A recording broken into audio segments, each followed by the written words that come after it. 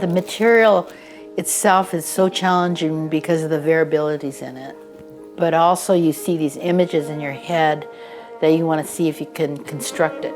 My name's Patti Warashina, and I'm an artist, and my media is in ceramics, and I've loved clay from the very beginning when I first touched it at the University of Washington. When I was living in Spokane growing up, my parents wanted me to make a living, and they really encouraged sciences. And my father was a dentist, and my sister, who was 8 years older than I, went into lab technology. So I thought maybe that's what I was going to do. And so when I got to the University of Washington, I had to take an elective outside of my coursework, which is supposedly in science, and I took a drawing class, and that did it. I got into ceramics just by walking down the hall one day and noticed people in this ceramics lab where they were throwing pottery, and I just was fascinated. Anyway, it was so mesmerizing that I couldn't leave it. Had to keep taking more ceramic classes. It was a material that just fascinated me. And I took painting and drawing, and I enjoyed that too. Come on into my studio. I do some drawings in here occasionally. I just, start sketching, and this is what happens. It just comes out.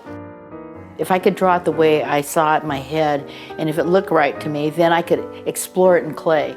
I kind of think of my work as like a visual diary, and I definitely am inspired, or I see images that are taken from current events or in my own personal life.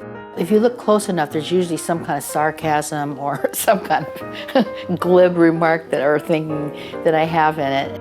I am fascinated with human nature, and I'm fascinated with humor.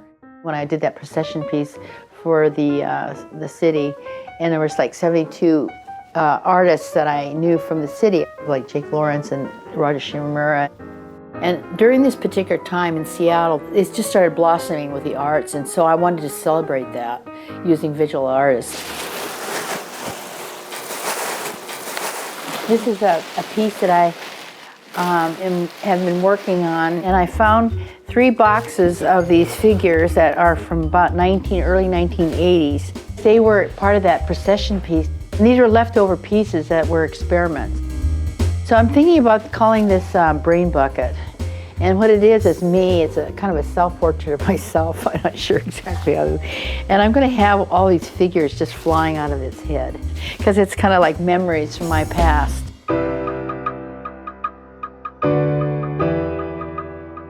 There's something about the physical nature of the University of Washington campus. When you go on campus, it's fabulous. And I think it creates a kind of vision for an artist to use in their work. I think that my work probably would be quite different had I stayed in Michigan, or if I go to New York. It would be totally different. And I think being in Seattle has definitely affected my vision. I think if I were a young person now, I think I would still do the same thing that probably I did in the past. And I think is to try different things and experiment. You go with your instincts and you go with your heart. I don't feel 80. I feel like, I just feel like it's progression. I just feel like you're still working out your ideas, and I'm still learning. I'm really learning a lot, and I want to see if I can do it.